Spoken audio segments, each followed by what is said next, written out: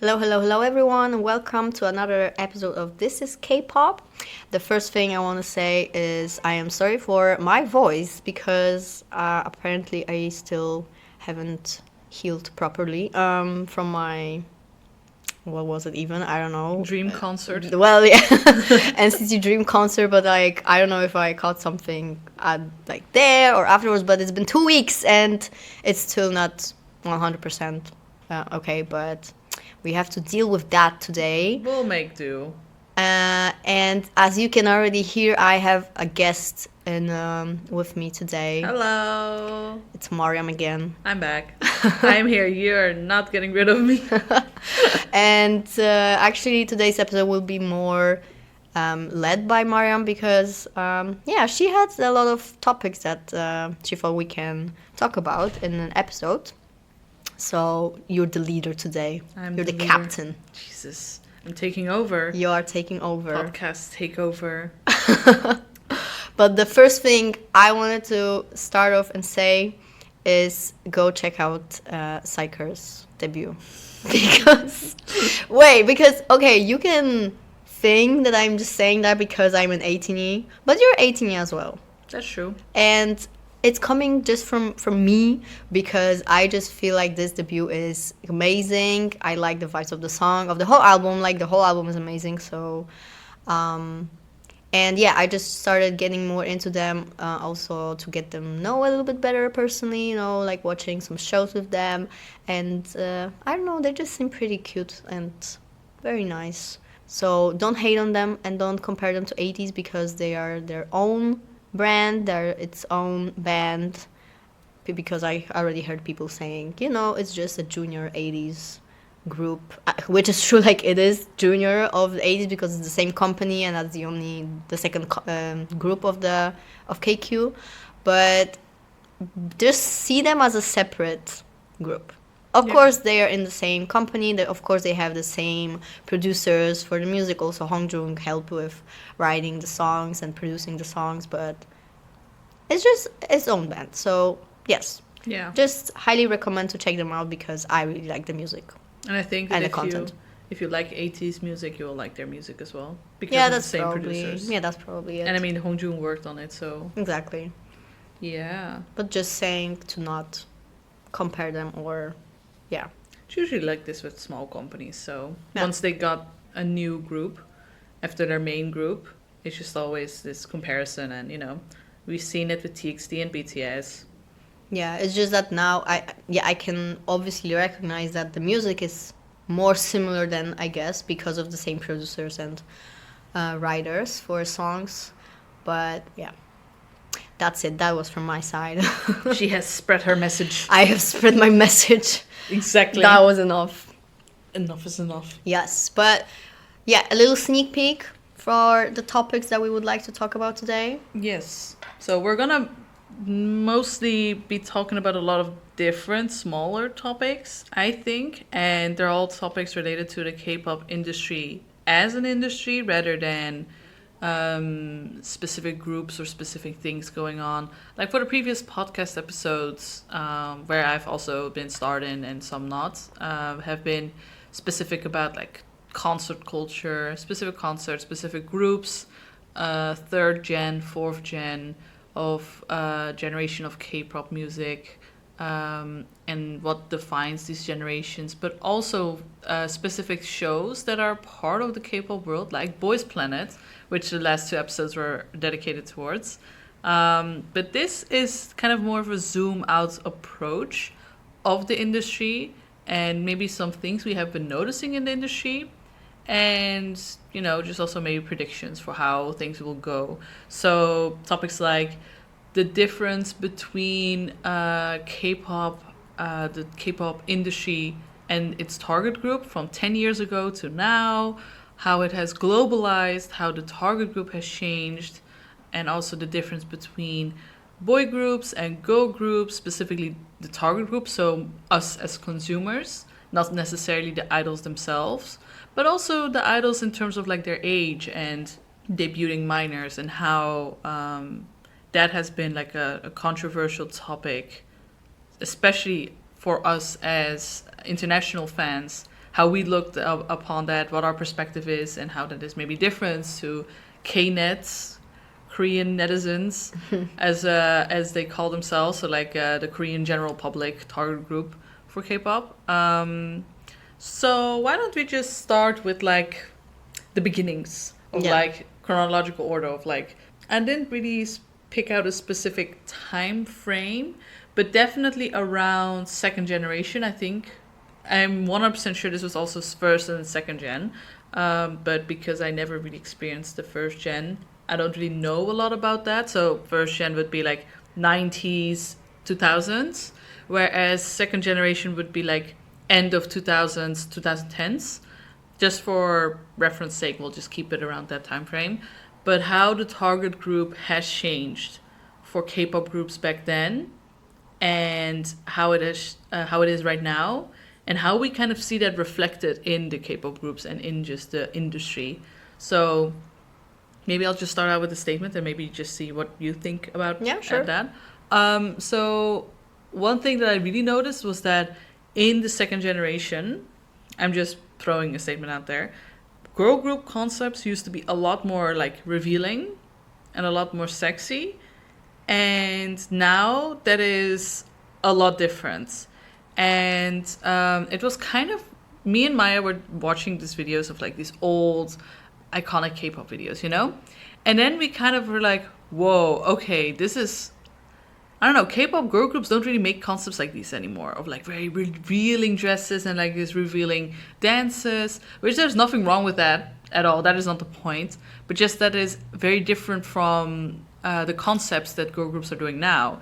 And I remember vaguely that that someone mentioned that the target group has changed because K-pop has become a more global thing, and it has attracted a lot of like girl or women audience. So it would make sense for these K-pop entertainment companies to adjust to that and make their girl groups cater towards women, because women are the majority of the target group, rather than catering it towards men, which it used to be that way. Well, it used to be mostly catered towards the Korean audience, K-pop, like especially in the 2000s. Like there was no, why would, you know, people in the West listen to Korean music? Yeah, of course. It was their pop music. It's just like how Dutch people have their Dutch music, and, you know, it's kind of for their audience. So it would make sense that then girl groups used to be for the male audience, and then boy groups would be for the women audience, or like kind of, yeah, you know, so that, like just opposites. Yeah, like yeah. The opposite gender. Yeah, basically. Yeah. That would be kind of the general idea. Of course, you can pull up examples of where that was not true, how that was not ended up in practice not being that way, but like... But I feel like majority of people, like you said, it was just like the majority of the audience. Yeah, for girl groups, it was men, like in Korea, and then the other way around with boy groups. Exactly. So to see it change, especially in the middle of like third generation, it started towards the end of the second generation with Big Bang and, well, SHINee being super big and starting to branch out of Korea, not just towards the West, but also, I'm assuming, like Japan and China as well, and how that has attracted global fans. And then, of course, with BTS just skyrocketing, how crazy popular they became, and how that really brought in like Western fans a lot. I think, and that's now, I don't know what you think about this, but maybe it's that BTS becoming so big and then being a boy group attracted a lot of like armies, and these armies were girls who were into boy bands, who were into BTS, and not necessarily because they're boys or because they're attracted to it. Of course, also because their music really preaches about, well, back then, about like self-love and, you know, acceptance. And maybe that kind of caused a domino effect of like there being a lot of armies meant maybe some people were like, oh, who's Stray Kids, or like who is NCT, you know? And definitely then it just spread. It spread, and also towards like Blackpink and Twice and Red Velvet, and that it kind of became that was kind of the point where K-pop became really big in the West, and that it became more of a girl or women thing. And I'm not saying that it's just girls or women being the target group of K-pop. That is not true at all, but like the majority, of course. Exactly. Teenage girls usually. You would say, well, that's kind of this stereotype Yeah. about just boy bands in general, because Yeah. you know, Backstreet Boys, NSYNC, then you know One Direction, all those boy bands would usually attract like teenage girls and like Yeah. young adult, Yeah.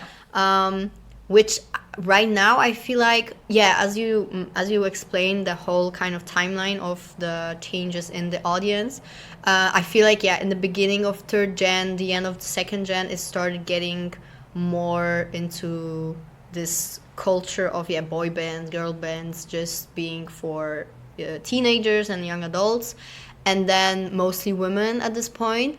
And right now I feel like it's getting even lower, as in like younger and younger people, Actual children. because I feel like it's just spread out so much right now all over the world that yeah, that people are still in the boy bands culture, and obviously like 12, 13 years old Yeah. get interested in the industry and in Yeah. the bands. So Yeah.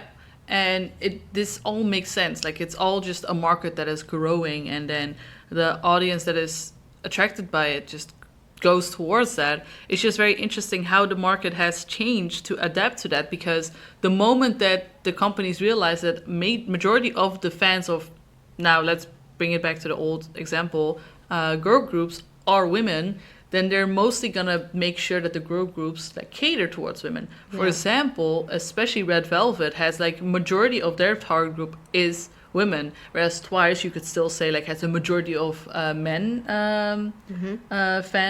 fans in Korea especially. But also with like groups like Luna, for example, are just 100% like, there were statistics done of like at least like 85% of Luna fans or like more were women.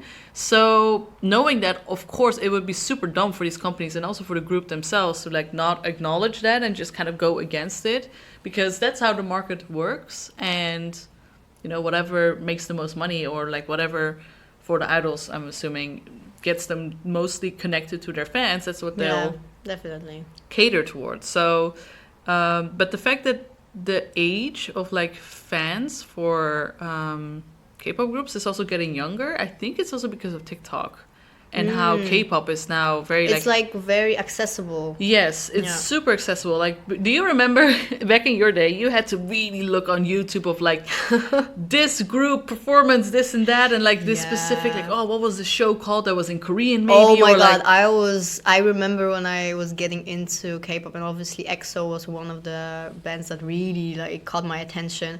And I had this whole website, just this one website where people would upload every performance or like every show that you can watch with English subtitles, because it was very and also I started getting into K-pop when I was 15, so I actually wasn't that good at English yet. So actually it really helped me with practicing my English, because there was almost no content in Polish, obviously, like in my native language. So that also helped me with English. But yeah, it was super niche, and of course also on Twitter the fandom was still very small, so you would follow like every XOL in your country because it was so small. So obviously, yeah, it can be really seen that now it's just more accessible, it's everywhere. But yeah, just it got into West, and now it's a very global thing. So exactly, like imagine what you just described to me. Imagine seeing an 11-year-old doing all that. Like, that's impossible, especially if it's an 11-year-old who is not, their native language is not English. Yeah, that's true. Because back then my English was also like, you know, I spoke it already, but I always had to watch something that was not Dutch. But also when we were like 11, it was also still like internet was not that developed, of course, or like just it wasn't that accessible. Exactly. Like even if you had a phone, I don't know. Well, I don't remember. Maybe 11, you would have access to internet on your phone, but like I was 13 when I had my first phone. Yeah, that had internet on but it. So you had internet, yeah. But still, of course, there's no like we cannot compare what we have right now with the technology to what 11-year-olds or 12-year-olds have now. It was like 10 years ago. Yeah, exactly. So of course it makes sense, but also with the changing of the concept, as you said, yeah. So like at first, first, second gen girl groups, it would be very revealing, like more sexy concept, and then you could see how it shifted into like this more cute, mature concept, but like very girl power kind Yeah. of. So yeah, to get to be attractive towards Women. girls, Yeah, exactly. women audience. Yeah, because a lot of like, and we have to keep in mind this is music and lyrics written by Koreans, because Korea is kind of, compared to the West, is more conservative. So they have a lot more of like women roles and men roles. Like, Yeah. I'm saying this very globally, like very like black and white. Like, it is more conservative than the West. Nothing per se wrong with that, because of course every country and every part of Culture. the culture, they have their own part of their traditions, and who are we as the West to say you need to, you know, change? Like, Of course. I am so against that, but it is just a difference. And the things that a lot of girl groups preach for, of like self-love and independence and not needing a boyfriend or not needing a man, for example, is, I won't know 100%, was kind of more unheard of 10 years ago. 10 years ago, the songs would be about, off the top of my head, like from Miss A and like those groups, their songs would be about being sexy and like being attracted to this boy that they have a crush on, you know? Yeah. So like, that would be the focus, whereas now, Completely different. completely different. And like, the girls have their own concept, that the own things that they want to sing about. Like, maybe it's self-love, but maybe it's not even related to that at all. Maybe it's just something, I don't know. What is Zimzalabim about?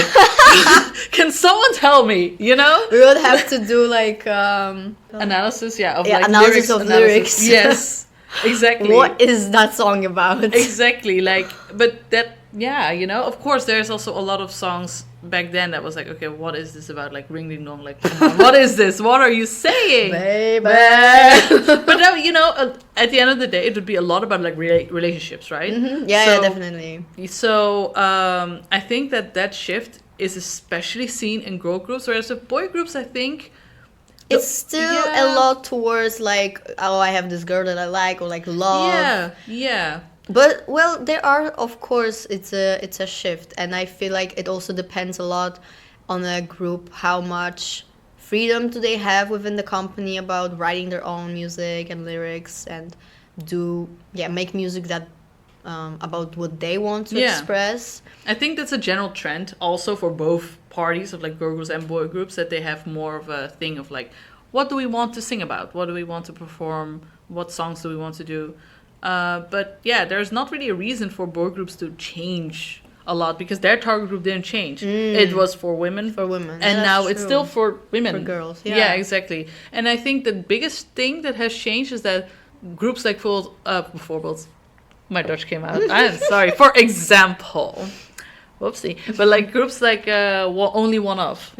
Oh, yeah. See? I think that a lot of concepts like that has come up, of like maybe boy groups for boys, you know? Yeah, so for just a background information, if someone doesn't know, Only One Off has a very queer concept. So they have a storyline. I'm not that deep into it, so I also cannot really explain like fully. But their concept is that each member, like they're in pairs, and they have also these solo songs when they have music videos about them having a crush on each other.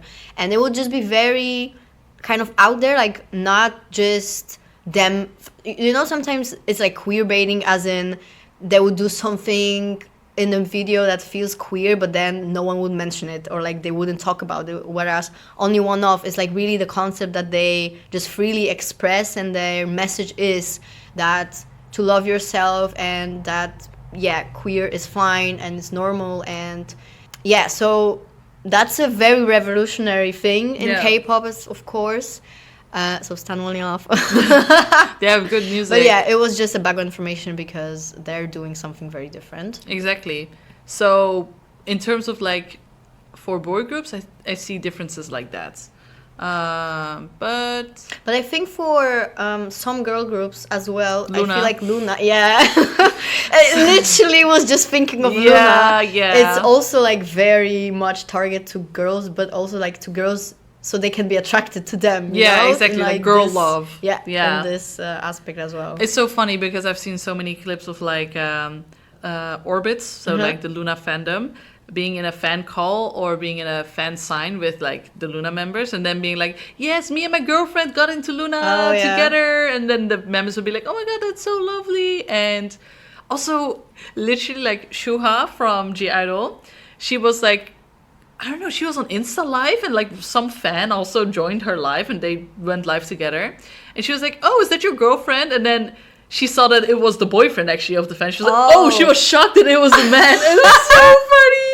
It's so funny that she assumed that it was a girl. A girl, yeah. Oh my you god. were a girl, and then it was like, oh, and then she saw like I don't know, the fan accidentally turned the camera, and then they saw this hairy ass leg. It was like, oh, it's a man. She literally went, oh, it's a man. Oh my god, no I need to way. find the video after the that's podcast. amazing. But I remember from Shua, it was also this, someone commented, I don't remember what was the comment. It was like, I'm Shuha, I am I have a crush, on this girl. Yeah. What do I do? But I am a girl, I have a crush on this girl. And then she would be like, just love.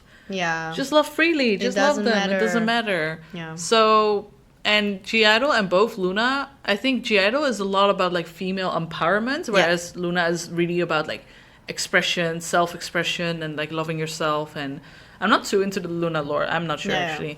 But yeah, I wanted to say stan Luna. I don't stan Luna, but like this is not the right moment. This is not the right moment to stan Luna. Sorry. I'm so sorry, Luna. But still support them as much as we can, because they need that. Yeah, they do. But we're getting off. Back to the topic. But yeah, I don't know. That is one thing about like the target group for K-pop, and I'm very curious to see how it will grow, because I only see it become more accessible. Yeah, I mean, now I think it's just gonna stay like this, or I don't know how much more can it grow, because it's really all around the world right now. Yeah, well, you would be surprised, I think, because how K-pop groups are now going to concerts so much and like learning different languages and stuff. I think it's only literally, I think it's gonna be more global. Yeah. And it's gonna be less niche. So if we want to enjoy it still for being our little weird hobby, I think it's not gonna. I mean, at this point already, like I see so many people, you know, like how you can recognize a K-pop stan with their little PC holder attached to their bag, and I just see so many people already. And it's also it's really fun, because it's just really like spotting each other and like, oh, okay, I see, I see you. Because it's special. We're especially us, I think, because we were, 2016, 2017, right before it got really big. Yeah, that's true. So I feel like we're sometimes still stuck in that era. Oh, yes, definitely. When we see anyone else who's into K-pop, it's like, oh my god, that's so special. There's no way, yeah. But I'm still, I think I'm still like in this bubble of like, technically I know it's much more accessible, global, like a lot of people are into K-pop, and like it's totally, you cannot even compare, how was it like 6 years ago. But for some reason, I'm still like, oh my god, are you into K-pop? No way. It's so weird, right? But I've also had it happen that I would be so surprised that I could not hold it in. I'd be like, oh my god, like, I recognize that is like something BTS, And that person just be like, yeah. Yeah. Oh, and, that is so normal, be like, what about it? Like, okay. And I'd be like, oh. Oh yeah, that's not never nothing mind. special I guess. At this point, I guess. I'm stuck in 2017. Yeah. Oh, way to feel old, Jesus. I literally complimented a girl when I was on my way back back home from my internship, and she had like these BT21 things, and I'd be like, oh my god, nice bag, I'd be like, thanks, and just walk away. I was like, Jesus Christ. That's hurtful. That is hurtful. That is so painful. I'm never doing that again. F y'all. If you are that girl... Beep. Sorry. Not allowed to swear. Anyways, how about we kind of move on? Yes. It's been enough. Yeah, so like with the target group changing, and the target group changing in terms of like, we talked about how it used to be a lot for the Korean audience, and like most of them would be both men and women, because of course the people of Korea has both men and women. Wow, who would have thunk? But now, wow. But now that it has grown in the West, that it has especially attracted a women audience, but also how companies then know that, okay, it's not just only the difference between, more women audience, but also that they now have a group of Korean fans and a group of international fans. So And it's always separated. And Always. It's always, I feel like, quite differences between, the global. Oh my god, now it's like in Boys Planet. the global K group and G group. Jesus. Well, we do have the name like I fans for international fans and K fans. So we actually already do dots that. are getting connected They right now. Oh my they god. are.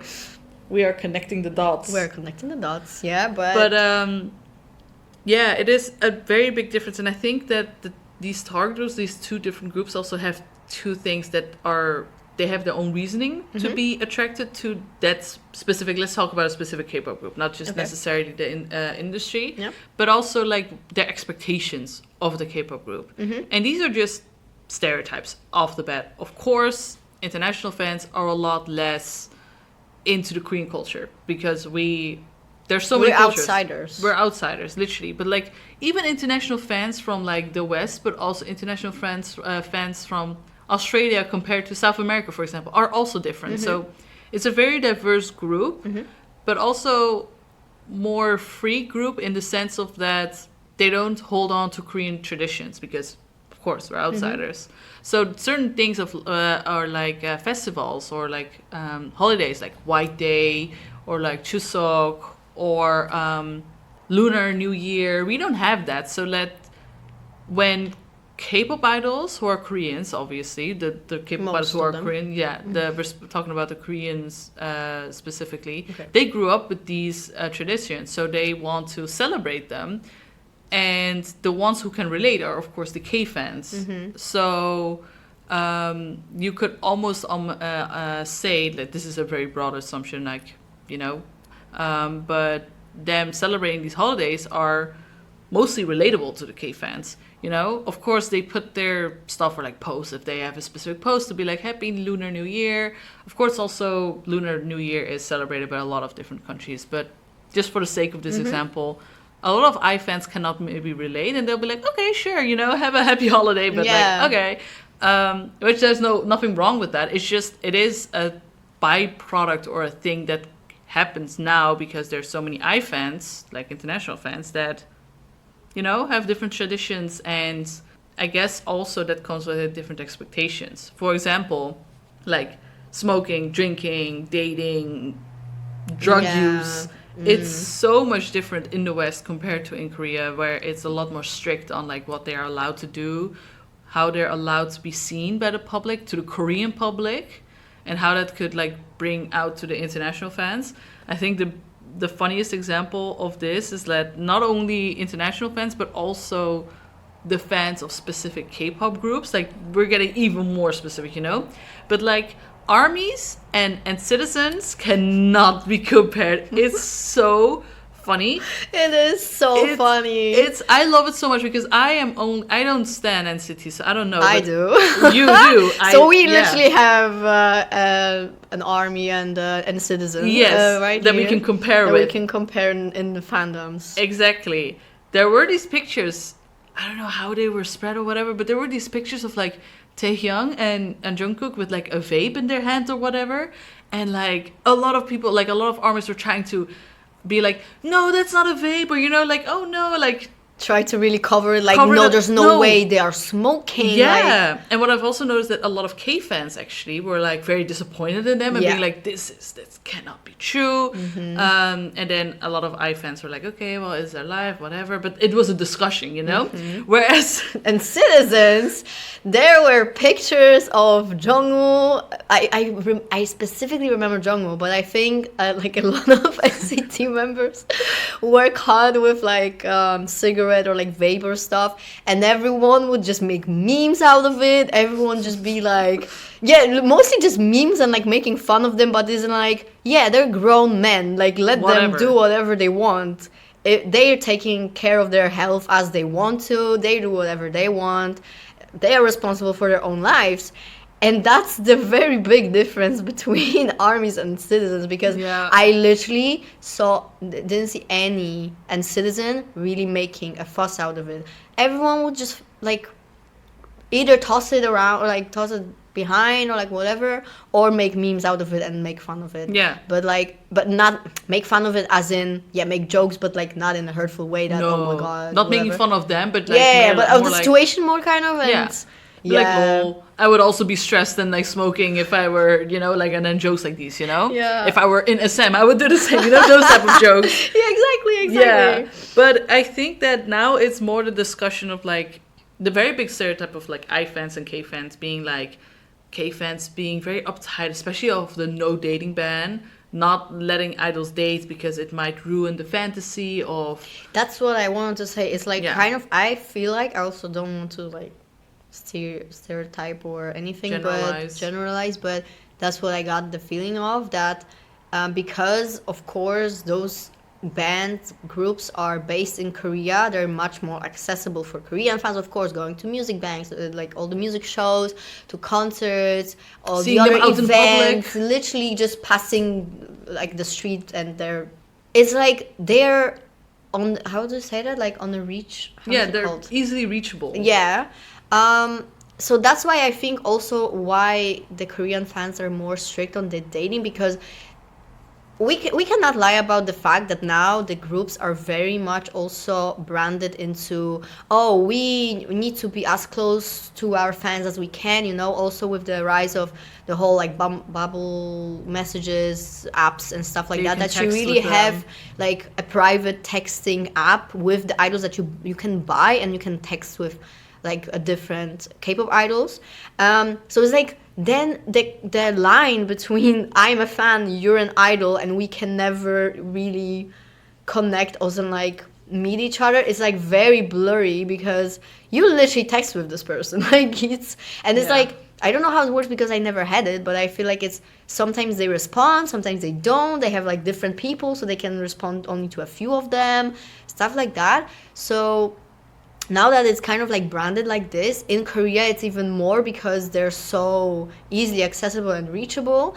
Then that's why I feel like the dating ban is like so important there, because oh my God, my favorite idol is dating someone and it's not me. Yeah. And for me it sounds really ridiculous, but it really is in a lot of cases a mindset like that. Yeah, it is. And jealousy is a big thing. And there's also this culture of like, oh yeah, if you're dating someone, that means that you cannot put your full effort in your career because you're gonna have to spend time with your partner, you know? Like it's a distraction. Yeah, like love is a distraction basically. And then that would automatically mean that you put this random person who people don't know, who the fandom doesn't know, you put them on number one, and then automatically the fandom comes second. And that is really bad, especially if you're a new group. You need to put your everything, your soul, your heart and soul, your whole life, you need to put in this dream in order to like earn your respect kind of from the K fans. Whereas, okay, there are some crazy international fans also. Yeah, of course. As always, it's not I don't think it's a matter of culture or nationality. Wherever you go, there will be someone crazy, like, but it's just kind of, we're not saying that Korean fans are crazy, but it's just that because of those reasons that we said before, it is more generalized, normalized to have kind of mindset like that. It just so happens to be that way, and that's why a lot of groups have like a dating ban in the first 5 years, I think. 3 years or whatever. Yeah, like first years, as Mariam said, it's like because you need to really focus on your career and like getting this respect and like getting bigger as a group first. That's why in the first years usually wouldn't be able to date, and then I think now most of the contracts are that like after those years you can date. Obviously still in secret. In secret, yeah. But yeah. Yeah, exactly. And that is a whole part of like the differentiation of like K fans and international fans, and how how they then cater towards it. Like 10 years ago, it was kind of unheard of for a lot of groups to come anywhere outside of Korea to like perform. Like Japan, I'm pretty sure they did that always. Like the Japanese market has always been a big market that K-pop tried to and sometimes succeeded to really make it big. But other than that, there was not really any other country that they would perform. Whereas now, almost every K-pop group has a world tour, whatever they understand on the World tour usually the States, and then Japan, of course, or like a few Asian countries. Europe would usually come for like smaller groups. Actually, I noticed more like niche groups come, but I feel like maybe that's also how they want to gain the audience. Yeah. I feel like that's also a thing that sometimes if the group is not as successful in Korea in the beginning, they decide to then get more attention from the West, and that's why they put effort and invest money in touring outside of Korea to then gain audience outside in the West. Because I feel like there's also a thing like there's a lot of groups that are not very popular in Korea, but they are very popular in the West and in the and other way around as well. I agree. And bringing the most obvious example of 80s, in their first couple of months, literally in the first half of their half year, they would already come to America and Europe, which Europe especially is quite pretty big thing. Like, of course, world tour automatically means America. It does not always mean Europe. Exactly. So for them to come to even countries like Poland. Yeah, and also that's why I wanted, because now usually the Europe tour is also just for main cities like Berlin, London, Paris, then Amsterdam if we're lucky. If we're lucky. But and that was like the maximum, like 3-4 cities. But with the first 80s tour, they would go to Russia, they would go to Poland, I think Spain, France, UK, the Netherlands. I don't know if Belgium. They've been to Sweden. They didn't go to Belgium, but they did go to Sweden, I think. Okay. Yeah, but then so that's kind of like also they're just gaining a lot of fans that way. Yeah. Of like, oh, it's a new group and a lot of people are just curious, so like, okay, let's go. Yeah. And that's how they get more into the group, because they're having fun at the concert and they're getting to know them better because of 100%. Like 80s, the first tour with the VIP, you could take a picture with them, like you would literally meet them. Yeah. So that was I feel like it had very big impact on like people perceiving them and getting closer to them. Yeah. And that was very smart. But what that has led to is also that 80s is bigger outside of Korea than inside Korea. And I wanted to ask you this actually, because I really wanted to compare 80s, who is, like I said, more popular internationally than in Korea, to the boys, who are more popular in Korea than outside of Korea. Yeah.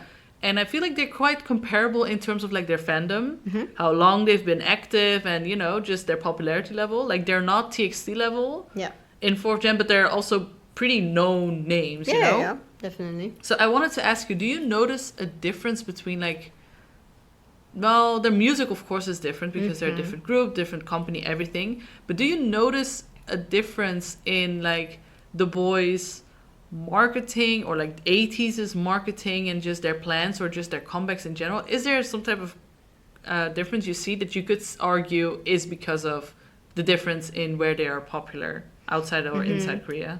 Well, the first difference, of course, is just the touring, as we said, because 80s have like many more shows in different cities, in different countries in Europe, whereas the boys only came to 4 stops. This tour, and I believe the first tour that they did in 2019 was also just like 4 cities.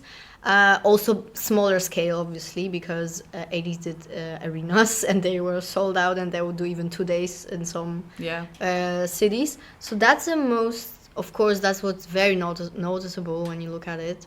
But outside of that, I'm not sure.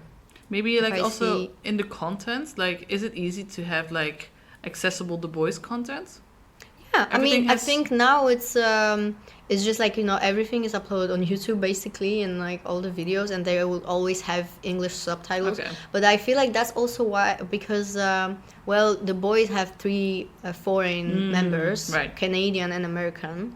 So maybe that's also, they're like, as in Kevin, Jacob, and Eric also really wants the content to be accessible internationally. Because I remember when 80s were still very new from being from a small company, and The Boys is also from a small company, right? Yeah. So in terms of that, it's really comparable. But I remember when 80s were still new, that it was a very big thing that they already had English subtitles, but also other languages subtitles Like that would always be, and people in the comments would be like, wow, as an 18 I'm so blessed, and so like it made me so grateful to have this, because now when I go to other K-pop groups content and I see there's no English subtitles, Oh, for other people that okay. would be normal. For me, I'm just so used to always Used to having it. that as an 18. Well, I So- think the difference is that I actually wasn't standing the boys from the beginning, so I don't really know how it looked in the beginning. Right. Because I got into them like 2 years after their debut, and with 80s, well, I saw them in their debut. I was like interested in them, so I cannot really compare it in that sense, because I feel like right now it's very comparable with the content, with accessibility. But in the beginning, indeed, I can imagine that maybe it was more difficult with the content, with the subtitles and watching some stuff. And Right. Yeah. But that is also speculation, because you're Yeah, weren't because there, so not I sure. wasn't there. Yeah. Yeah, So I so- cannot tell. But that is just a very comparable, two very comparable groups, but just one is more popular outside and then Yeah. inside, Yeah. which also leads to like music show wins, because the boys have so many music show wins. Oh, I've seen it. That's a difference for sure. Yeah, because the boys not right now are on the first place of fourth gen. They have the most wins in music shows, and yeah, that just shows the scale of how popular they are in Korea. Because to have well, nowadays I think you can also vote for some music shows even if you're not Korean. I think you have some apps that you can actually vote, but obviously it's still more like Korea based and more accessible for Korean audience to decide and vote. So yeah, that's a big Yeah, thing you can notice, that they have the most wins of the Yeah. fourth gen 100%. Because 80s, except Gorilla, where they got 6 wins, which was a huge Crazy. thing. Yeah, that was a huge thing. But up to that, they never exceeded the 2 wins. Yeah. And they did not get a win for every comeback. Like, I don't think Deja Vu had a win. For No, example, yeah, Wonderland yeah. did not have a win. Answer did not have a win. Yeah, and Wave was the first song. First song. Before, of course, they had Pirate King and Say My Name. Yeah. So yeah, just the second comeback, they Yeah. got the first win. And those were 2 wins. And then I think Inception had 2 wins. But other than that, I cannot, out of the top of my head, think of any Well, other moments. Actually, the boys, I think their first one was with Bloom Bloom, which was also like a few comebacks. Okay. So it wasn't also from the very beginning, but I mean, still, because they are more popular in Korea, you can see the difference in Yeah. Yeah. the amount of awards. Yeah. So those are just the things that we can notice from like their success, I guess, from like the amount of visitors to their concerts, to the amount of wins that they got, but also, and I don't know too much about this, but maybe also how their companies cater with like the marketing and like the content that they have. But we're not, like we mentioned, we're not 100% sure about that. But those are just small differences in the target group, not just like women or men, but also, the international or Koreans, a mix, or like, how does that work?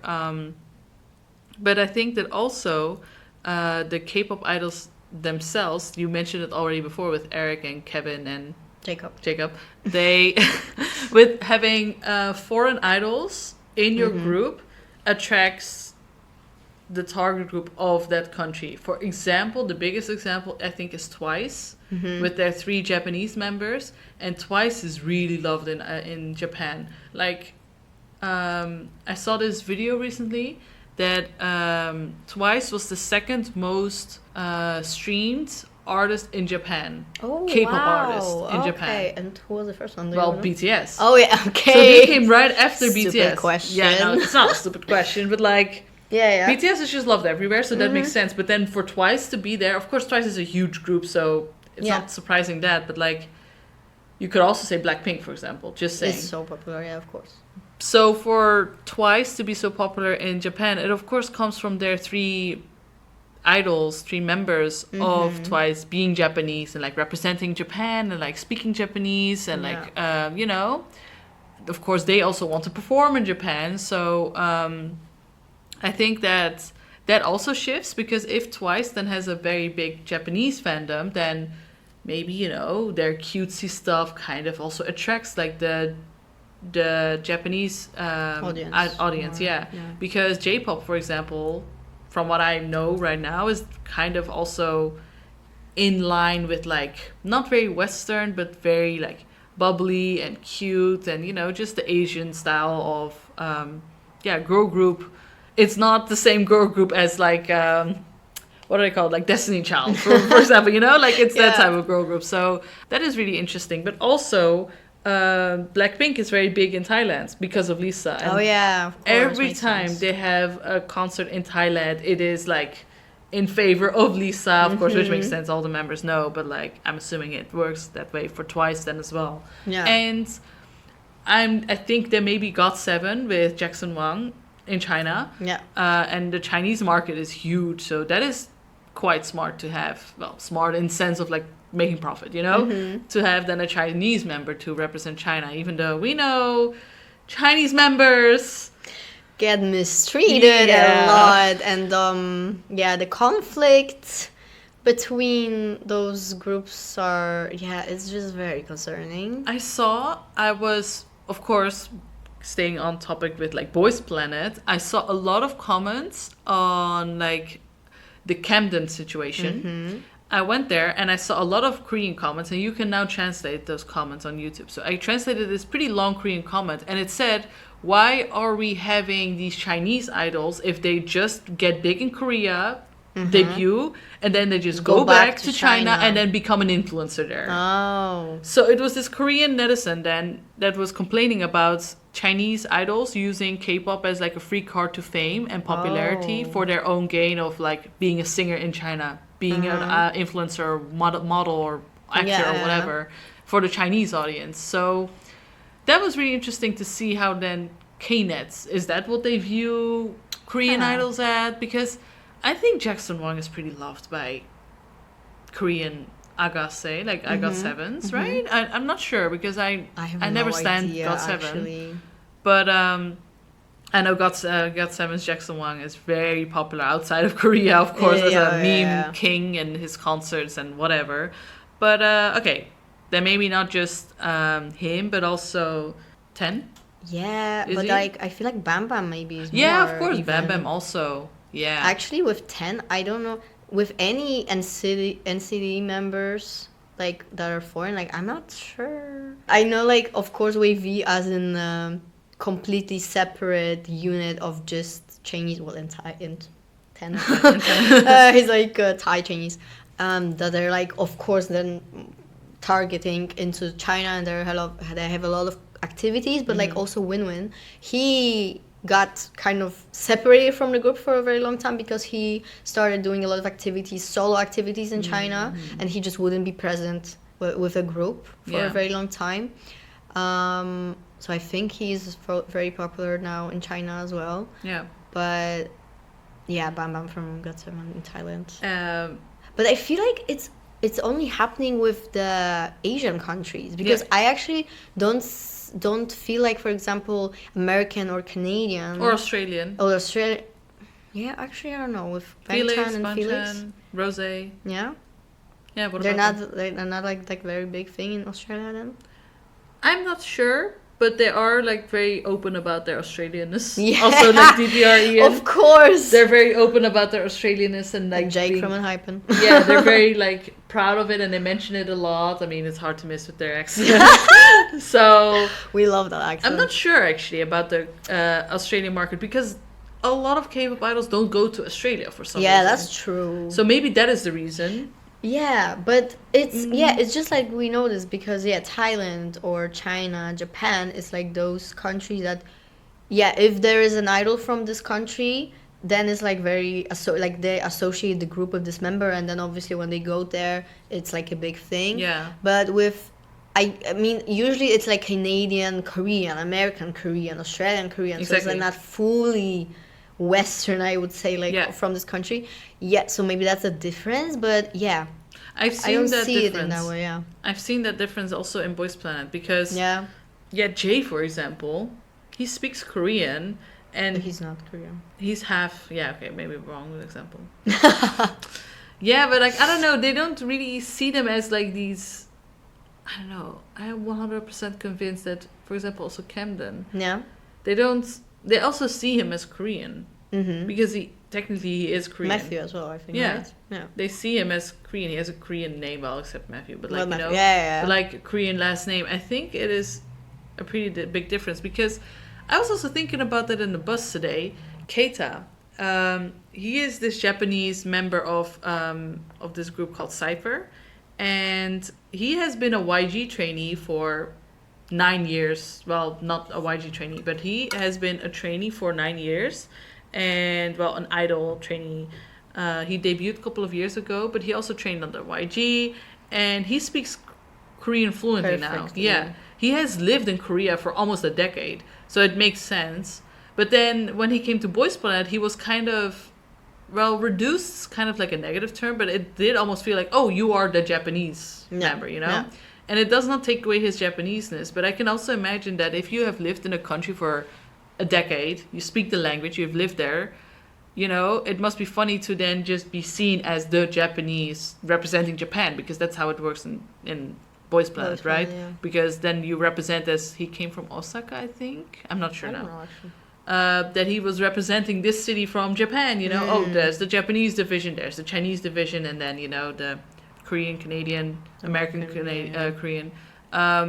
So that must be kind of funny that, you know, this person who speaks the language fluently now is, his Japaneseness comes out a lot. And that is no issue or whatever, but that is just a difference in, I think, Canadian Korean, American Korean, and like Japanese, just full on Japanese, but also like having lived in Korea so long, because he has lived in Korea and for longer than, for example, Sok Matthew. Yeah, yeah. So, and speaks it maybe arguably better than Better, Sok Matthew. yeah. Yeah. Which there's nothing wrong with that. It's just very funny how these cultures and like this different, you know, it's like identity and nationality, because you also like live in Netherlands for 3 years now, and like you're not saying you are Dutch, but you live in the Dutch society, and that also adds to your identity one way or another. Yeah, of course. Like you purchase Dutch products, you see Dutch traditions, so you're not a full-on outsider, basically. So I don't know, and I think that you kind of see that reflected in foreign K-pop idols a lot. Yeah. And I cannot imagine what it must be like being so young, being a trainee, moving to a different country to live there, learn a new language, and just having to. Yeah, you're really like thrown to a deep Yeah. water. I think back then, especially, now it's more. Yeah. Because I remember Lisa apparently said that she was the only Thai trainee. So that must be completely different. Whereas now I feel like it's more normal to have a Thai division of trainees, or like, okay, maybe not specifically Yeah, Thai, is a little still niche. still I think. niche, but like I think having a Chinese division and like Japan, because I know a girl who her sister was. Remember I've told you her sister was a Big Hit trainee of the Japanese division of Big Hit. So like Yeah. all the other trainees were Japanese as well. Yeah. So in that sense, and it was located in Japan. In that sense, it is becoming more global in like scouting trainees, and it's more global friendly compared to 10 years ago. Yeah, 100%. definitely. Also with, I don't know how it looks, but with SM, of course, it's a big issue and thing how Chinese members were mistreated. EXO is the best example, of course, how 3 of the Chinese members left within the first 3 years of their career because they were mistreated by the company. And well, nowadays with NCT, I mean, like they have a whole group of Chinese members, and like they're promoting in China, and they have, yeah, it's like target into China, and no one is leaving. So I hope just everything is fine. But obviously, it's a behind the closed doors. You don't know what's happening.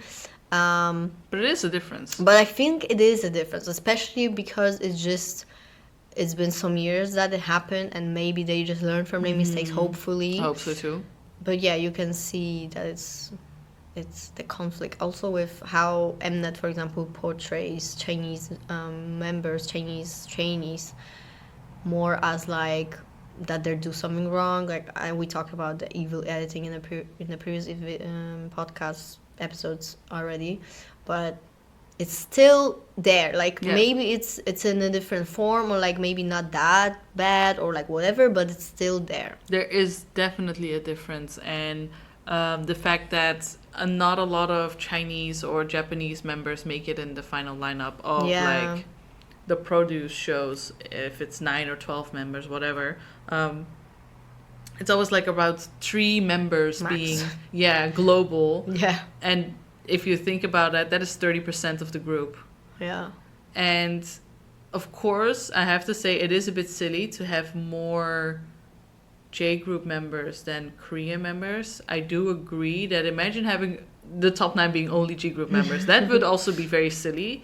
And I understand, but it's always like, okay, max 1 member from China, max 1 from 2 Japan. from Japan, or 1 from Japan, and that's it, you know? And then maybe like more like Western Korean. Yeah, or like those Western would be Asian. allowed, kind Yeah, of. yeah, Yeah. one So, or two. yeah, literally. So, yeah. Yeah, but that's the thing. Like, also, I think like it's a discussion, right? Okay, it's K-pop. It's supposed to be Korean, and like, I don't know. For me, it's like obvious that some people just also want to be a part of this industry and just want to try. And if they learn like if they absorb the culture, they're living there for some time. They speak the language and they have the skills. Like, you know, What's holding them back? Yeah, exactly. Like, go for it. Yeah. But of course, also you would, as you said, it would be a little funny if there would be more Korean. But like, for example, XG. They Yeah. are Japanese. Yeah. All of them are Japanese. Yeah. They sing their songs in English. All of the songs I think are fully in English. Yeah. But they are under a Korean company. They're promoting in Korea. They speak Korean. They speak Korean, so that's a very It's a very interesting thing. situation. Yeah. Because I love their concept, I love their music, but I'm not that much like, as in like, I didn't watch anything with them, so I'm not sure how exactly it works. Like, but I imagine they just promote themselves within the K-pop industry, and the target group is like basically the same. Yeah, it's But very is funny. it K-pop? Like, you know, because Yeah. it's not even, the music is not in Korean. They are not Korean. It's really funny. Right I before think- we started the podcast, I saw a tweet, a very big tweet, like Yeah? had a lot of likes, that said, "XG is not K-pop." Okay. Like someone called them K-pop, and I was like, "XG are not K-pop." Okay. So apparently that, and I saw like behind the scenes shooting of by XG, and it's super funny because they literally talk in 3 languages. Oh my god. One member starts speaking in Yeah. Japanese, one is like English, Korean. They're all over not all over the place in a negative way, but it's so funny to see. Like, they're just speaking in whatever comes closest to them. Of Yeah. course, most of them speak Japanese because they speak Japanese together. But like towards the camera, to be like very official, they're speaking in Korean, Yeah. and then like some English words thrown in Yeah. there. It's really funny, and I'm very curious because I think this is the first group that is kind of like this. Yeah. That has I a also very think so. a very K-pop concept of like a girl group. It's not a band. It's not, nothing like that. It's a group with choreography, promote on Music Bank and stuff like that. But they are Japanese and they sing in English. And I Yeah. think more things like this are gonna happen, and that they're right now kind of the trendsetters, or like the first example of that. Yeah, that you can do something like that. Yeah. Yeah. And it's actually kind of sad because I'm not sure, but I've heard like from comments saying like, don't be discouraged by the Korean audience, girls, go, you'll be Oh. good. Like, so I'm not sure if things like that happened, that they have been discriminated against, or like they get less promotions, or they have less fans. I wouldn't be surprised, because a whole group of Japanese girls, why would the Korean netizens do that, support that, if they can support a Korean group, even though I do not agree with that Yeah. way of thinking at all.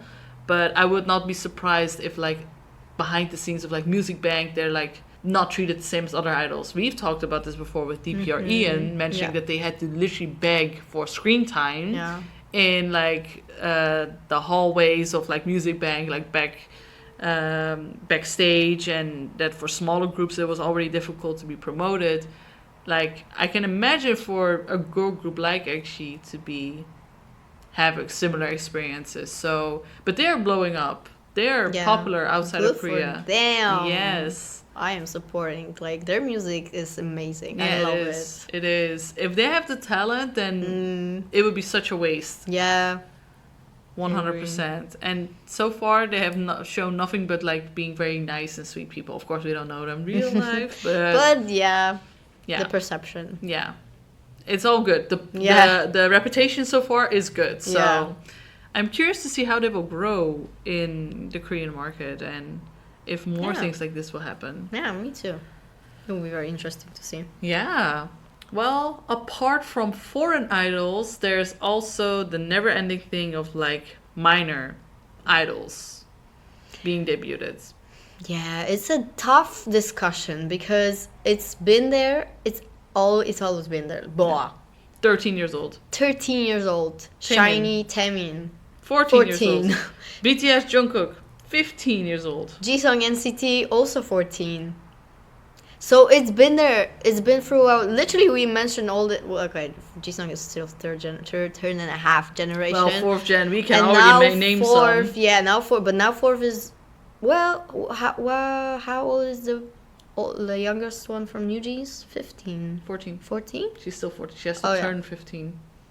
So when their debut, she was 14 or 13. No, she was 14. Okay, She's okay, she about was to turn 14. 15 this year. Yeah, okay. So it's nothing new, but I think it is getting more attention than it used to.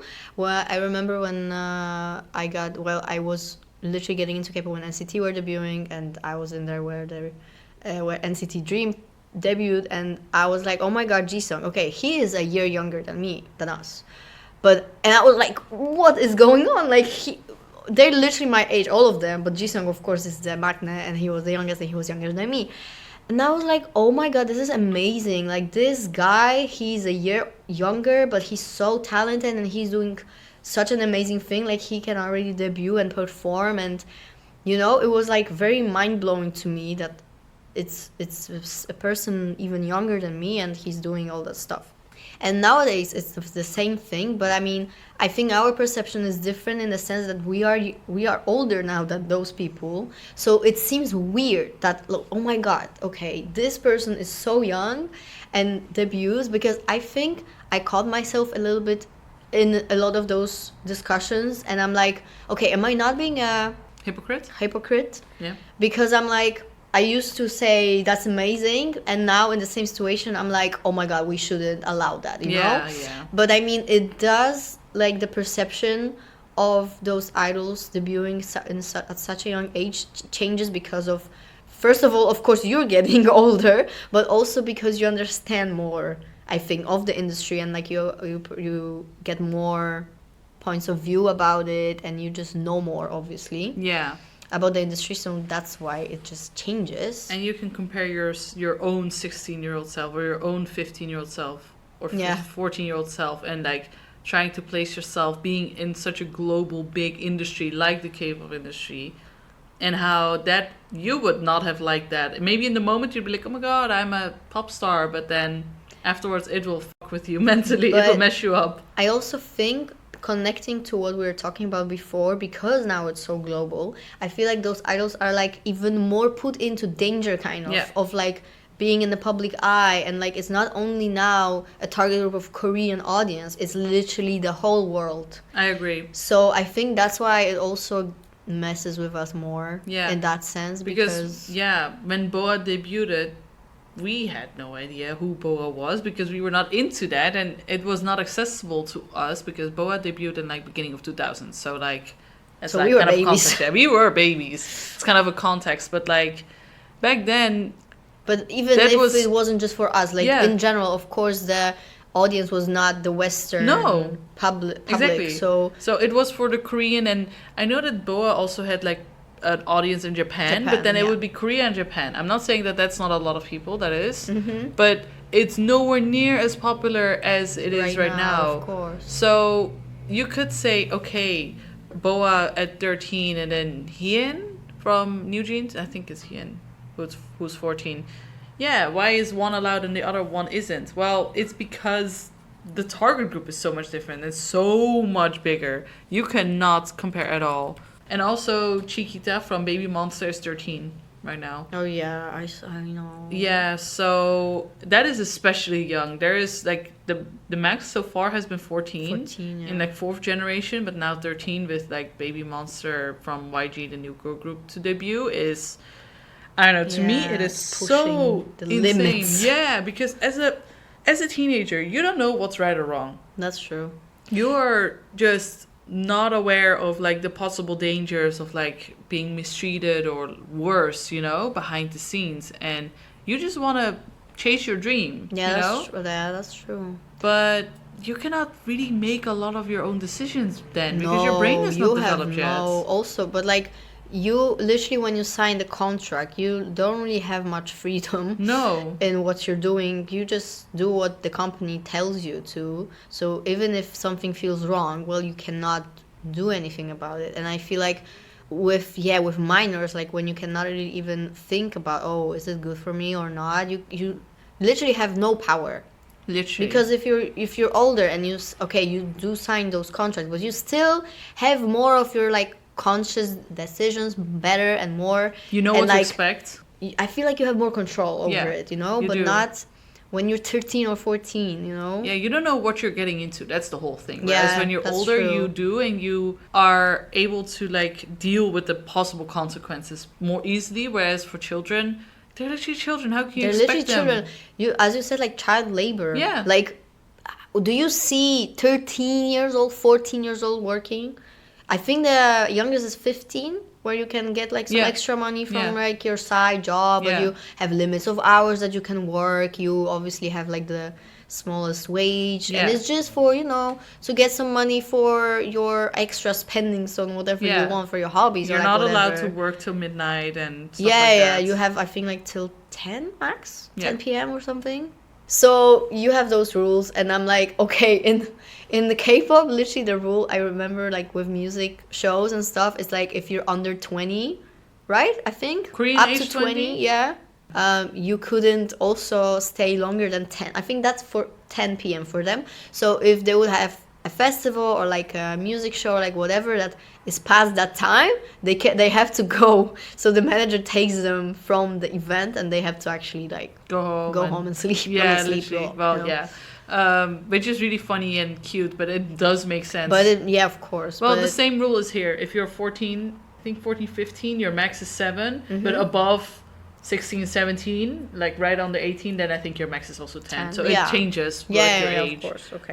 But yeah, it's funny how we as K-pop fans can see that difference also in like these music festivals and stuff, how they are then taken home, but also the difference in like the company. So we were talking about like contracts and like letting the girls do whatever they want, especially like New Jeans, in this case New Jeans. Apparently hype labels already pays New Jeans their money. They are not being underpaid. They have a lot of freedom. They have a lot of creative freedom, New Jeans. So that is an example of actually, if minors debut, apparently they are being taken good care of by hype, because they have creative and lyrics freedom and stuff.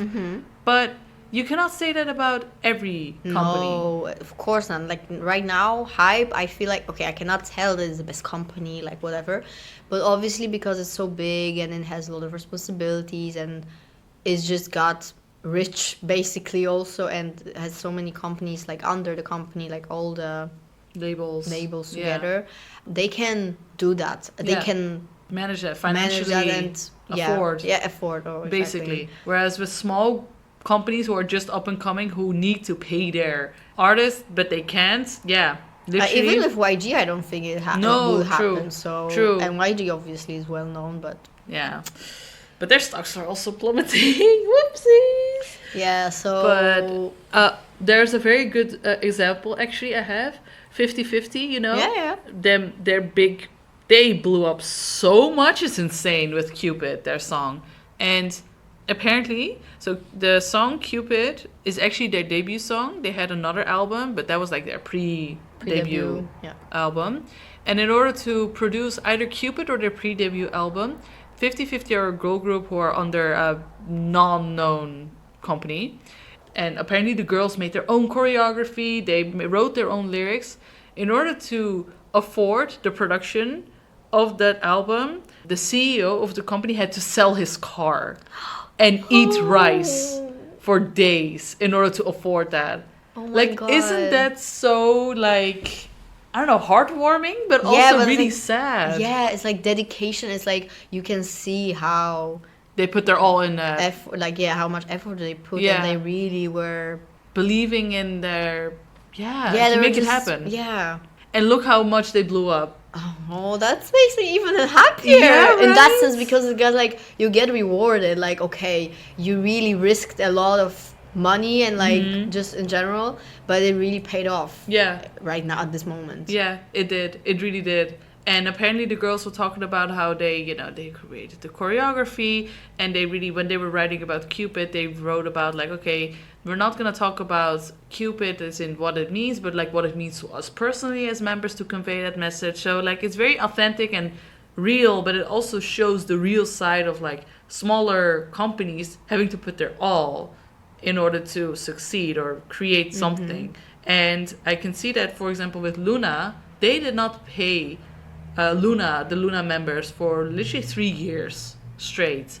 Because, well, okay, the company was really sketchy in and of itself, but a small company cannot afford their members. So, like, they can afford the styling and stuff, but they cannot afford to pay their members. So, like, the members can get to dress up and, like, shoot. And I've heard that even that some of the members had to pay themselves. No.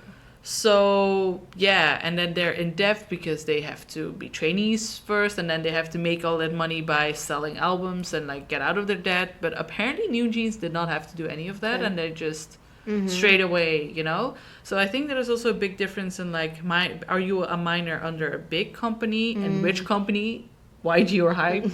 And are you a minor, for example, I don't know, 50/50 does not have any minors, I think. But are you a minor in a small company? For example, Luna had minors when they debuted. Oh. And can they be taken advantage of? Because the Luna members had these really weird contracts that they would, we're teenagers, we'll just sign, not knowing what they would get into. And now look at the mess, Yeah. So I think minors are very easy to take advantage of, obviously. And then just to be thrown into this industry is just not good at all.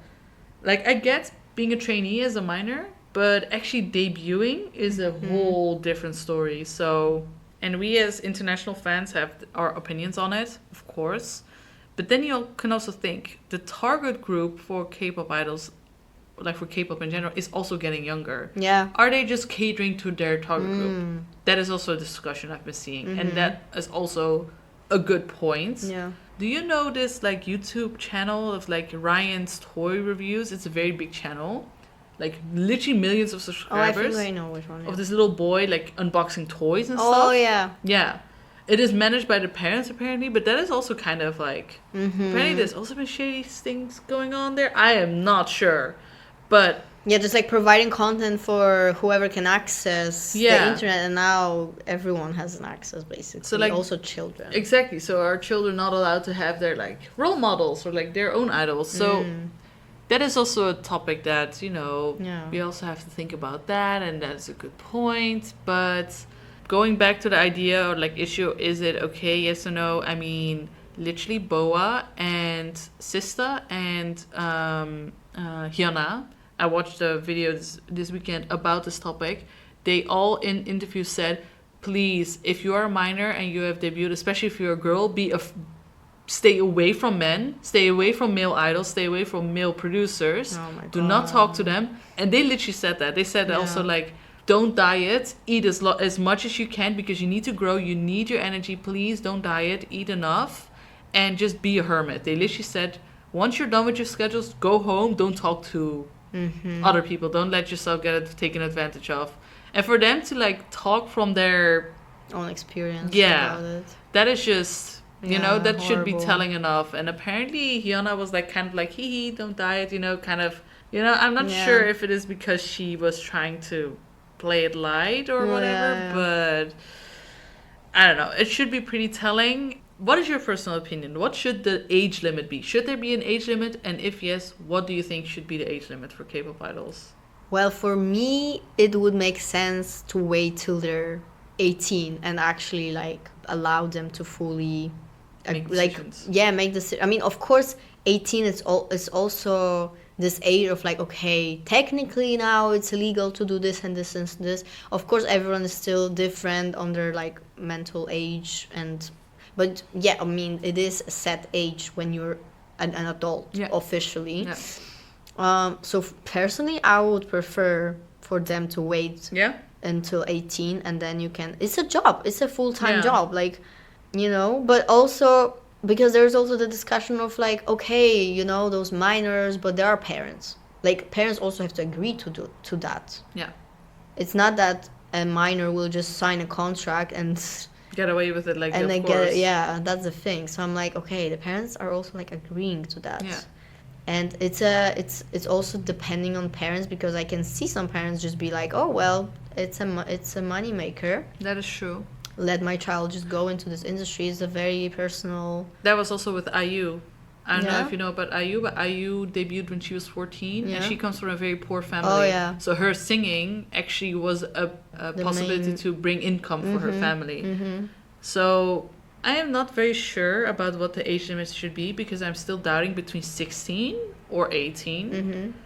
Definitely not under 16. I Yeah. think that is way too young, but I can still see 16 being kind of realistic, because you're kind of a late teenager. And when I'm thinking of like when I was 16, of course, I didn't have the world figured out yet, but way more, and you learn more, and of course, it's way better than being a literal child. I think that age of like 16, 17, you're getting closer towards 18. So I'm not excusing that you're already an adult by then, but for the sole purpose of like a 16-year-old idol, if they are talented and if they could relate to their target audience, like there are rules that minor K-pop idols are not allowed to have revealing outfits. They're not allowed to have like these harsh schedules, and they're actually also not allowed to have harsh diets if these companies follow these rules. I don't that know. would apply, yeah. But that's those true. are the laws, and I can see 16, 17-year-olds actually being able to, you know, get into that, because you also have child stars. Of course, we see how child stars end for a lot of things, but like, yeah, some roles in like the public eye sometimes need to be filled with children, like I guess in movies and stuff, and just being entertainers. And there's this little girl that like got famous in Korea for her cover dances and stuff. I don't know what her name is and stuff. But that doesn't mean that they have to be a full-time idol, of course. Yeah. So that is more like the children's side, but like 16, 17, I can still see. I can also see. Because like they can 16, relate. but not younger than 16, No, definitely. because the youngest member of EXI is 16 years old. Mm. That's the girl who had the very cool rap, remember? Yeah. And she yeah. apparently wrote that rap herself. So like she already shows so much talent, and that would mean that the girl group EXI would not exist if she were to not be allowed to debut, for example. So yeah, I understand that. I don't know. In terms of that, I still see 16 being like, okay, Yeah, could I be the agree. minimum. And I don't know, if like the target group as a 16-year-old or 17-year-old is also for fellow 16, 17-year-olds or younger, then I don't see what the problem is. Like, it would be a problem if you had a 16-year-old really doing a mature concept and really being, you know, like very revealing or whatever, and talking about like these very adult issues of like, this is not okay at all, you know? Because there was a girl in first generation, I forgot her name, oh my god, but she had this coming of age ceremony song. Mm-hmm. It's a song that a lot of people have covered, and you will know the song once you hear it. But she was 15, and she used to always have like this. She was under JYP, so she used to always have bubbly, very open, fun, cute concept. And then JYP, the man himself, actually was like, "You should come with this song," which is a song about losing your virginity No. to an older man. No. Yeah. What? And I'm not sure if she was 17 or something when she released this song, or 18. Just turned 18. And like her outfit was really revealing, you know. And this song became so big. Like it was almost her biggest song ever. But after that she went on hiatus for 10 years because wow. her parents are very religious. She was so like, at the moment of shooting the music video, in the music video, you can see her like stabbing teddy bears, you know, and like a lot of blood to like signify, you know, literally losing your virginity. This is crazy. And she did not know that it meant like, she was like, oh, I'm just a cool girl, you know? Oh, and she found out later when it went super viral, and she was so ashamed of herself that she left JYP. She's left the entertainment industry for like 10 years. And now she's known for like doing OSTs and like, you know, ballads and stuff. But yeah, her biggest hit became her biggest like downfall, because a lot of people were also like, you used to be this cute girl, what happened, what are you doing, like making songs like these? But like JYP was apparently so adamant about this being a good song for her to perform. Yeah, but like it's still a song that is being covered by a lot of K-pop idols even to this day, because it's such a like very known song. Yeah. You know the song, but it's just I also did not know until I watched a video about this that it was this song. But yeah, I don't know. That is another example of, and this was first gen. This was early 2000s of like the problems with like minors debuting and you know. So it was sung by Park Ji-yoon. It's here. Park Ji-yoon confesses she didn't know Coming of Age was a racy song. So like you can see how her innocence was kind of used to do that. But I don't see that.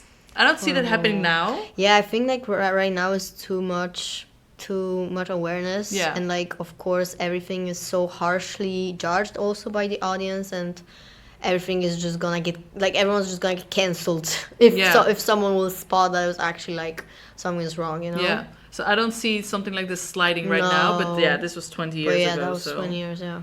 Minors in the industry has happened before. And it's always been there. It's gonna be there probably. I was gonna say, I'm afraid it's gonna stay. It's just gonna stay like this probably. Especially now, it's been like girl groups having like really young members. But it would make more sense to me to debut boy groups that young, because of military service. Oh yeah. To have as many years without that as possible. I mean, it happened with Taemin. He just recently got released. Oh my god, he served enough. Now he's serving the country properly as he should. Exactly. I am waiting Shining comeback probably in a month. Yes. And I cannot wait. We are happy about this. To come back. We are so happy about this. But now I'm just seeing a lot of girl groups being 14, 15 years old. So I don't know. Yeah. You also see it with Wonyoung being like so shaped by the industry because she was like 13 when she entered it. So we talked about it. Damn. Yeah. So I'm curious to see how it will change, because if it does continue to happen, and if the outrage for these minors continues to happen, because I remember seeing the outrage for New Jeans debut. I wonder if the K-pop companies will actually adjust to that, and if they'll actually set their own limit of like 16, for example. I think it also really depends on the company. I agree. I had not expected Hype to come out with such a young girl group, but also at the same time, New Jeans' music is literally about being a teenager, about going to school, and about, you know, all their music video. The whole concept is like being a teenager. Yeah. So it does make sense. Like, it speaks to that audience, and yeah. So whereas, for example, IVE has a 14-year-old member, their whole concept is like royals, and like, I did not see as big of an outrage for that with IVE than with New Jeans, but maybe because New Jeans' oldest member is 18, and I think in IVE there's maybe an older member. Yeah, the oldest member is Eugene, who is 2003. Wait. Oh, she's just the leader, because Gaul isn't actually the oldest. She's 2002. Okay, so 21. Yeah. Okay.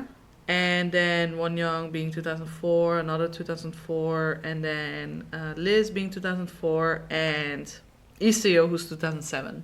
And IVE is so big right now, but Iseo has actually gone through so much controversy, because she was the other girl with Wonyoung who were sitting in that chair singing, even though they were not singing at all, they were lip syncing. Oh yeah. So she was thrown on the fire, but she was also, when IVE got this Daesang, she spoke in the mic, and she was like fake crying, and she's also the other member who's like winking a lot, and, you know, being very, she's kind of Wonyoung 2.0.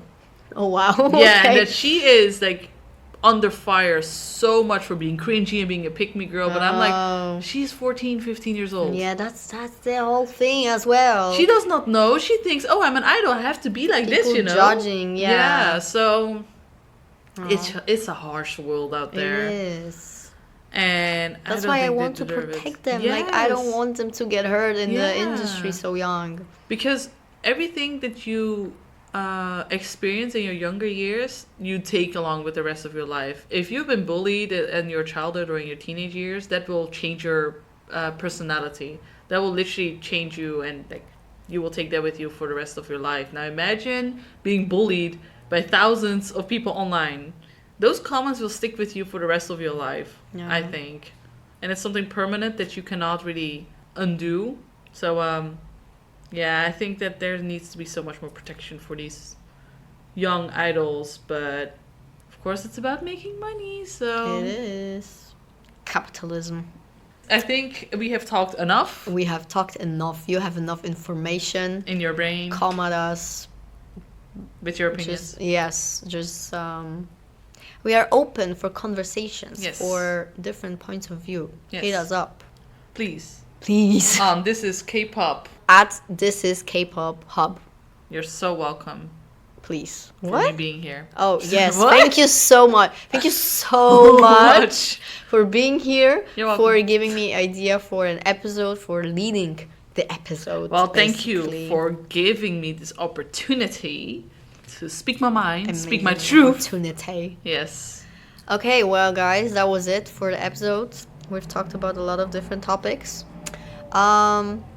So yeah, I don't know what's gonna be the next episode about. We'll Stan see. Zykers, apparently. Stan Zykers, please, guys. They need more Just fans? check out their debut. Like, it's Okay. amazing. Okay, Stan Zykers, that was it. Thank you for listening.